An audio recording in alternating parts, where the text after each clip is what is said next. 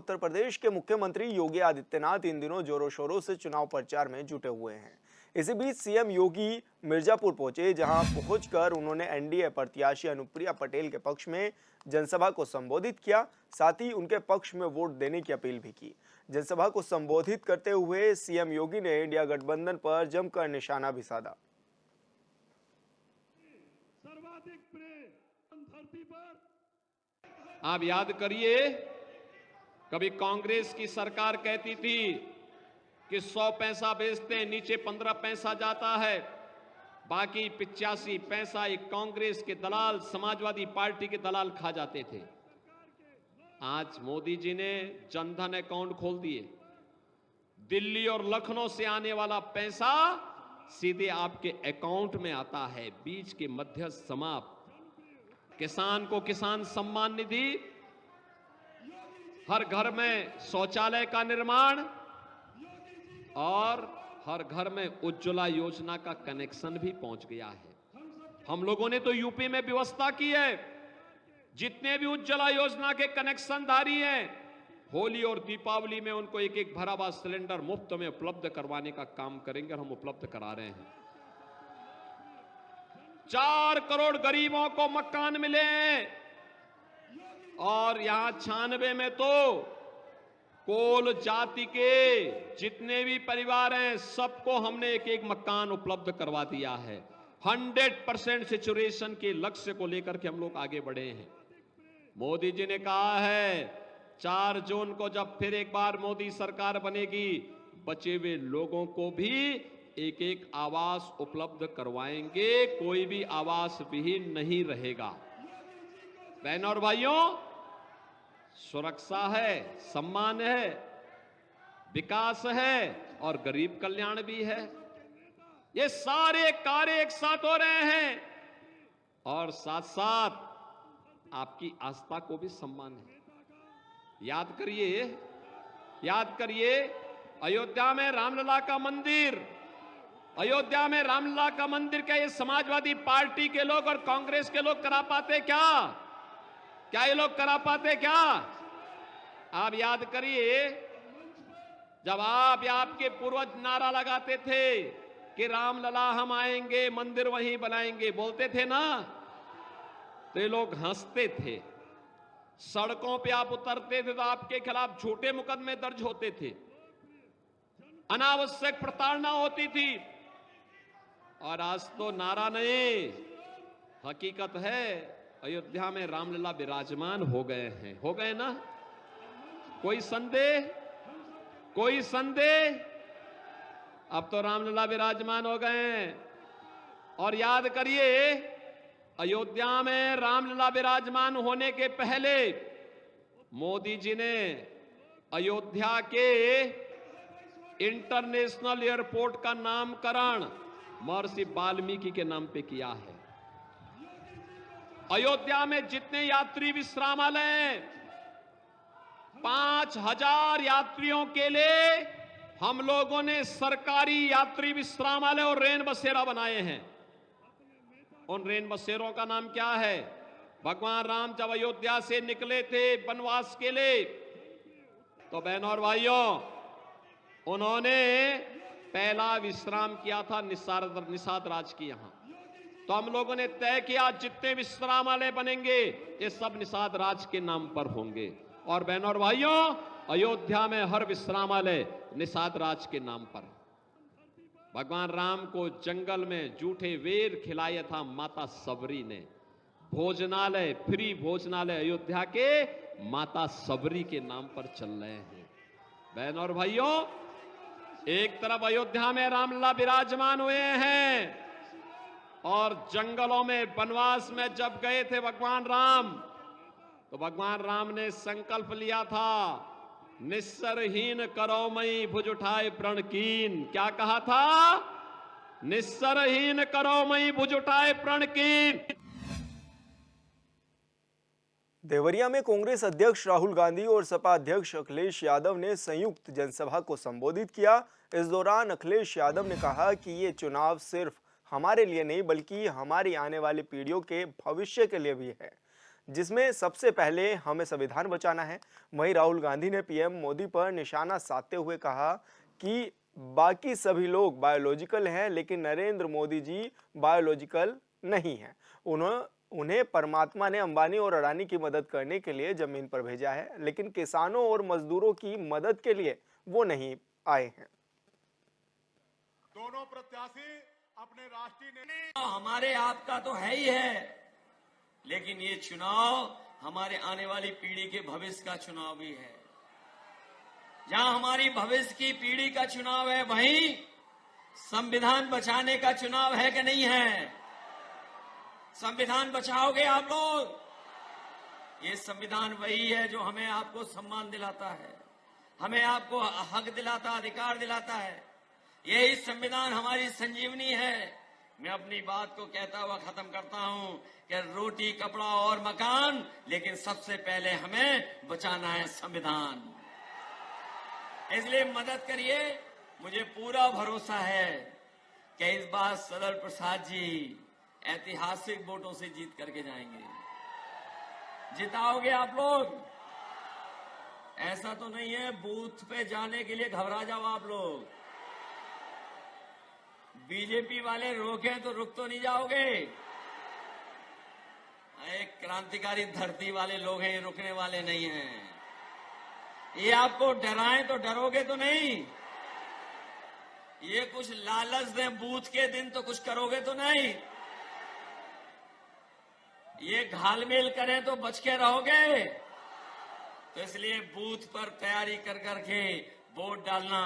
4 तारीख ये बीजेपी वाले अच्छे दिन तो लाए नहीं, लेकिन 4 तारीख को खुशियों के दिन आएंगे। और खुशियों के दिन हमारे आपके तो आएंगे ही आएंगे। इन हमारे प्रेस वालों के लिए आजादी का दिन होगा, सुनहरा दिन होगा, फ्रीडम ऑफ प्रेस भी होगा। न केवल सरकार बदलने जा रही है, मित्र मंडली बदलने जा रही है।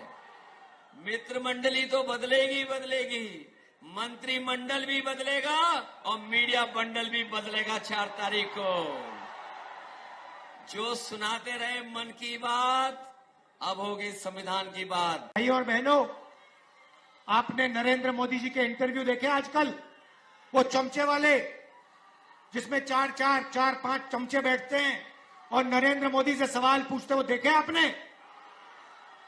अखिलेश जी से इंटरव्यू करते हैं तो उल्टे सीधे सवाल पूछते हैं, मगर नरेंद्र मोदी जी से सवाल पूछते हैं तो कहते हैं, मोदी जी आप आम कैसे खाते हो?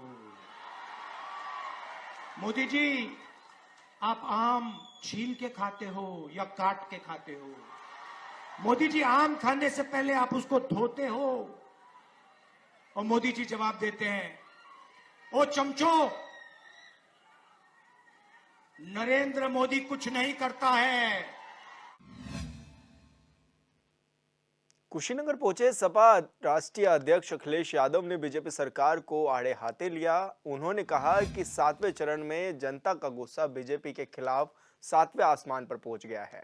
बीजेपी के बड़े बड़े नेताओं की भाषा डगमगा गई है और अब कोई भी बीजेपी की पुरानी कहानी नहीं सुनना चाहता है। वहीं अमित शाह के 4 जून के बाद दोनों शहजादों के गायब होने वाले बयान पर भी अखिलेश ने पलटवार किया। अखिलेश यादव ने कहा कि इस बार दोनों शहजादे इन्हें शाह भी देंगे और मात भी देंगे।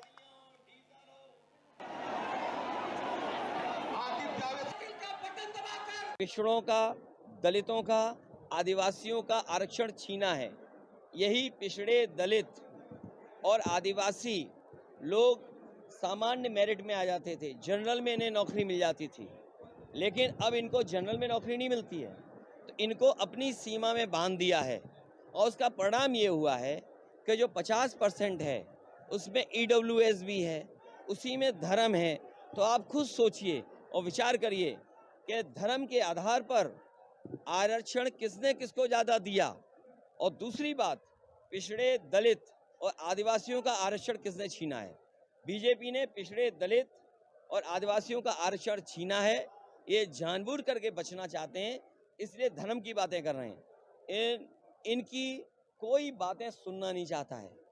पेपर लीक पर इन पे जवाब नहीं है, महंगाई पे जवाब नहीं है, सिलेंडर महंगा क्यों हो गया, डीजल क्यों महंगा हो गया, खाद की चोरी क्यों कर रहे हो, नैनो यूरिया से क्या किसानों को लाभ हुआ, कोई जवाब नहीं है इनके पास।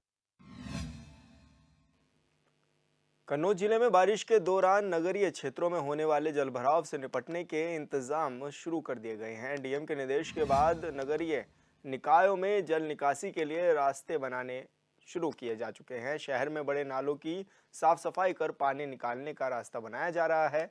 बताया जा रहा है कि कन्नौज के शहरी इलाकों में हर साल बारिश के मौसम में जल निकासी के इंतजाम न होने की वजह से जलभराव की बड़ी समस्या रहती है। इस समस्याओं को लेकर जिलाधिकारी ने इस बार जल निकासी के इंतजाम दुरुस्त करने के नगर निकायों को पहले ही निर्देश दे दिए हैं।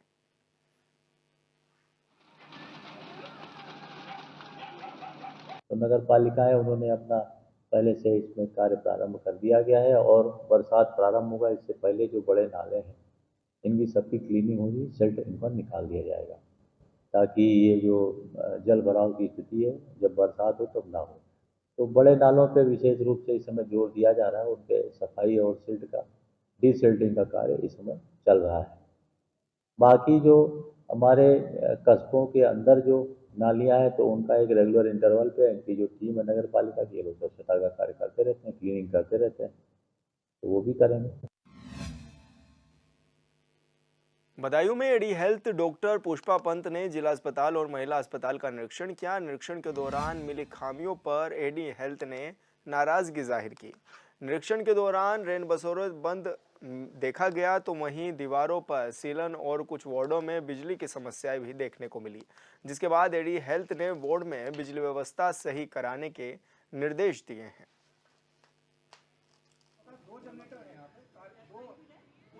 नहीं, हमने आज निरीक्षण करा है और ये पाया कि कई जगह दीवार से प्लास्टर उखड़ा हुआ है या सीलन के लिए ख़राब हो रहा है, तो हमने यही इंस्ट्रक्ट आज कर दिया है कि इसको प्रायोरिटी बेसिस पे होना है। दूसरी बात, कई जगह लाइट नहीं थी, इशू बताया गया कि जनरेटर सफिशेंट केवी का नहीं है, तो उसके लिए ऑल्टरनेटिव व्यवस्था करने के लिए तथा या इन्वर्टर या कुछ और करने के लिए सलाह दी गई है। तीसरे नंबर पे ये देखा गया कि रैन बसेरा जो है, आजकल बहुत गर्मी का मौसम है और रैन बसेरा में ताला लटका हुआ पाया गया। पूछने पे बताया जा रहा था कि रात को खुलता है, लेकिन खोल के देखा गया तो उसमें इतनी धूल और थी कि शायद वो 10-15 दिन से पहले खुला भी ना था। मुजफ्फरनगर जिले में नगर पालिका की चेयरमैन मीनाक्षी स्वरूप ने आज अलग अलग विभागों का औचक निरीक्षण किया। निरीक्षण के दौरान चेयरमैन ने संबंधित विभागों में जो खामियां दिखाई दी उन खामियों को जल्द से जल्द दूर करने के निर्देश दिए। वहीं इस निरीक्षण के संबंध में चेयरमैन ने बताया है कि ये रैंडम चेकिंग है कि नगर पालिका के कर्मचारी सही समय पर दफ्तर आ रहे हैं या नहीं। साथ ही उन्होंने शहरवासियों से अपील भी की है कि नगर पालिका की मदद करें और कूड़ा कचरा नालों में ना डालें। नहीं, देखिए, नगर पालिका निरीक्षण तो मैं नहीं कहना चाहिए क्योंकि मेरा ऑफिस है, मेरा काम है, मैं यहाँ रोज आती हूँ और निरीक्षण वैसे है कि हाँ रैंडम आती हूँ तो पूरा चेक हो जाता है कि कौन काम कर रहा है कौन नहीं कर रहा है। तो सबसे अच्छी बात यह है कि अब बिल्कुल पालिका हमारी लाइन पे है, सब आ रहे, हमारे कर्मचारी सब समय पे आते हैं, समय पे जाते हैं और काम बढ़िया हो रहा है। अच्छा, किस तरह का कार्य मुजफ्फरनगर में चल रहा है? अभी फिलहाल तो हमने कि बरसात का महीना शुरू होने वाला है तो नालों की सफाइयाँ शुरू करवा दी हैं। आज कच्ची सड़क का नाला साफ हो रहा है, ऐसे ऐसे सभी नाले साफ होंगे। जनपद के जो शहरी क्षेत्र के सभी नालों की सफाई हो रही है क्योंकि अब आने वाली कावड़ का टाइम भी है, कावड़ का टाइम होगी और पानी का जलभराव भी हो जाता है। हाँ जी, हाँ जी। तो कावड़ किस आने से पहले हमारी पूरी कोशिश ये रहेगी कि नालों की सफाइयाँ पूरी दुरुस्त हो जाएं। लखीमपुर खीरी में चिलचिलाती धूप और भीषण गर्मी से लोग घरों में कैद रहने को मजबूर हैं। वहीं बिजली उपकेंद्रों पर लगे बड़े बड़े ट्रांसफार्मर और टेम्परेचर सामान्य बनाए रखने के लिए कूलर और तेज फर्राटे वाले पंखे भी लगाए गए हैं। जेई विमल रावत ने बताया है कि भीषण गर्मी और तापमान बढ़ने से बिजली उपकेंद्रों पर लगे 10 MVA के ट्रांसफार्मर हीट करने लगे हैं, जिसको देखते हुए ट्रांसफार्मर के चारों तरफ कूलर और पंखे लगाए गए हैं, जिससे ट्रांसफार्मर का टेम्परेचर सामान्य रहे और गर्मी में लाइट व्यवस्था सुचारू रूप से चालू रहे।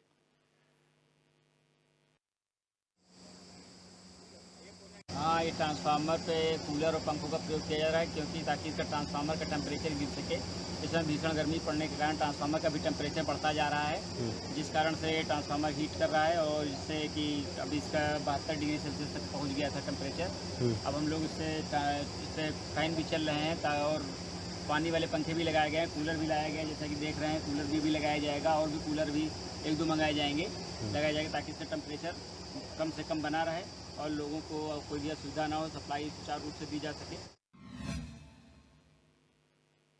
लखीमपुर खीरी जिला इन दिनों भीषण गर्मी की मार झेल रहा है। इन दिनों यहां तापमान 43 डिग्री के पार पहुंच गया है। जिले में तेज धूप और लू अपना कहर बरपाती हुई नजर आ रही है और पारा लगातार बढ़ता जा रहा है, जिसके चलते इंसान बेजुबान जानवर भी बदहाली की कगार पर नजर आ रहे हैं। तेज धूप के चलते दूधवा टाइगर रिजर्व के नदी नाले पूरी तरह से सूखने गए हैं और ऐसे में दूधवा की सुहेली नदी अपना अस्तित्व भी खो चुकी है, जिसकी वजह से वन्य जीवों के लिए पानी की समस्या बढ़ती जा रही है और वन्य जीव पानी की तलाश में भटकते हुए नजर आ रहे हैं।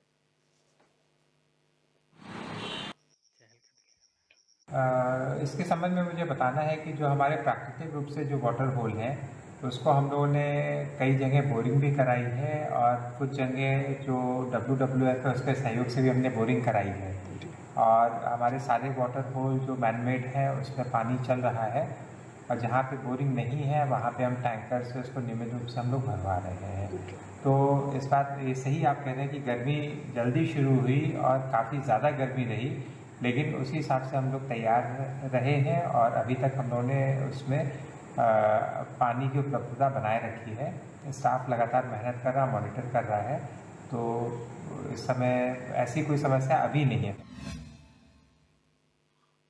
श्रावस्ती जिले में भीषण गर्मी से इन दिनों आम जनजीवन प्रभावित चल रहा है। मौसम विभाग ने हीट वेव को लेकर अलर्ट जारी किया है।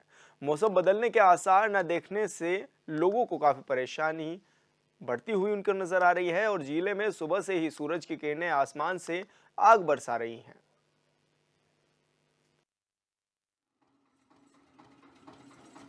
ये बताइए, गर्मी ज़्यादा पड़ रही है? गर्मी तो बहुत ज़्यादा पड़ रही है, हर साल से ज़्यादा गर्मी पड़ रही है, लेकिन कुछ मजबूरी है। हम लोग किसान आदमी हैं, अगर जो है खेत ना जाओ जाए या कहीं ना जाओ जाए तो काम नहीं चलने वाला है। लेकिन गर्मी से तो इतना हम लोग परेशान हैं कि क्या बताएं, बहुत ज़्यादा गर्मी पड़ रही है।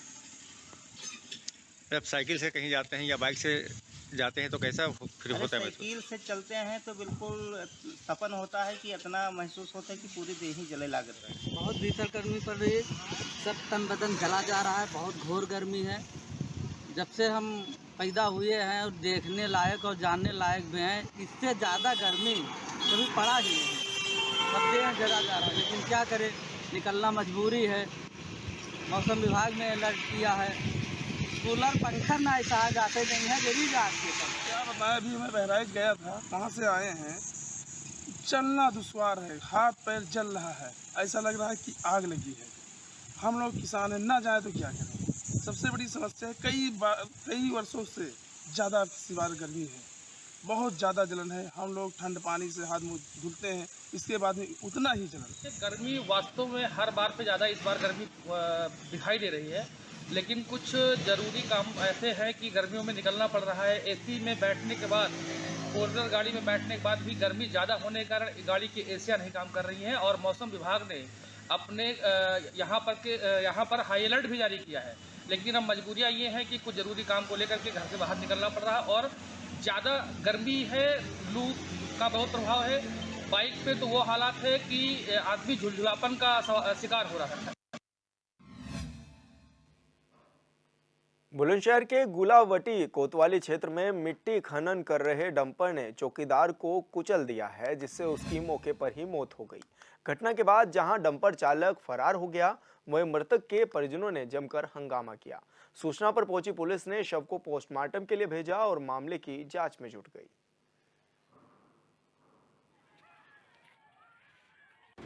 घटना यही, सुबह 4 बजे का हादसा है। और ये लड़का घर से आया था, आते जाता रहता, चौकीदारी के हिसाब लगा रखा उसने। यहाँ सुबह दिन में काम करता और रात में चौकीदारी पर जाता है। क्या हुआ फिर? ये लेट आता है यहाँ चरपाई पे, पीछे डंपर वाला मट्टी उतार रहा था, उधर उतार रहा था मट्टी, इधर वो डंपर लगाया उसने, उसका नहीं करा ध्यान, या क्या हुआ, इस पर डंपर चढ़ गया लड़के पर, मौत हो गई। मौत हो गई। आया था यहाँ पे काम करता था और जो यही जो चौकीदारी सी कर रहा है, एक किस्म से समझ लो, मोमबत्ती जला रखी खाट पे, दिन में काम करता है, रात में अपने लेट जाता बैठ जाता और मोमबत्ती जली हुई थी इस पर खाट पे, और ये डंपर वाला पीछे वो बैक कराओ या कैसी भी, इसकी कोई हमें पता नहीं है, इसने डंपर चला दिया। मिट्टी भरा हुआ डंपर था? हाँ, मिट्टी भरा हुआ स्टार्ट। कानपुर जिले की हनुमंत विहार पुलिस ने बाइक चोरी करने वाले गिरोह का पर्दाफाश किया है। पकड़े गए आरोपी पहले रैकी करते थे, फिर बाइक चोरी की घटना को अंजाम दिया करते थे। पुलिस ने गिरोह के 3 आरोपियों को गिरफ्तार किया है और आरोपियों पर अलग अलग जिले के कई थानों में मुकदमे भी दर्ज किए हैं।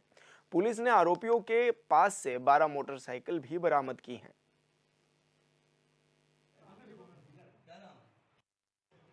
कल रामबाग तिराहा पे चेकिंग की जा रही थी। मुखबिर खास की सूचना मिली थी कि चोर जो है बाइक से जा रहे हैं, जो बाइक चोरी की है। उस सूचना पर यकीन करके पुलिस के द्वारा जहां पे चेकिंग की जा रही थी टिकट डालकर, वहां पे इनको रोका गया। रोकने के बाद इनसे जब गाड़ी रोकी गई और उससे संबंधित कागजात जब इनसे पूछताछ की गई, मांगा गया, तो इनके द्वारा किसी भी प्रकार का कोई कागजात उस गाड़ी से संबंधित उपलब्ध नहीं करा पाया। जिसके बाद हमने जब उसको चेक किया तो पता लगा कि इस संबंध में एक मुकदमा जो है पहले से ही चोरी के पंजीकृत है।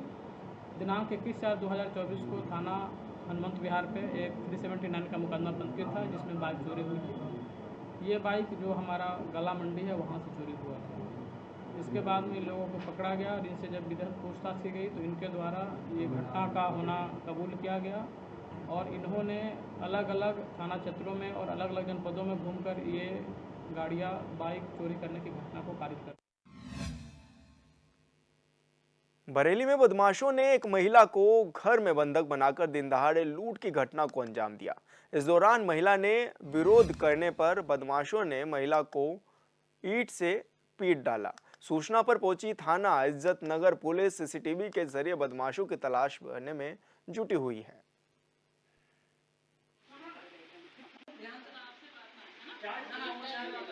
एक महिला के साथ लूट की वारदात हुई, जो कि दोपहर के आसपास हुई।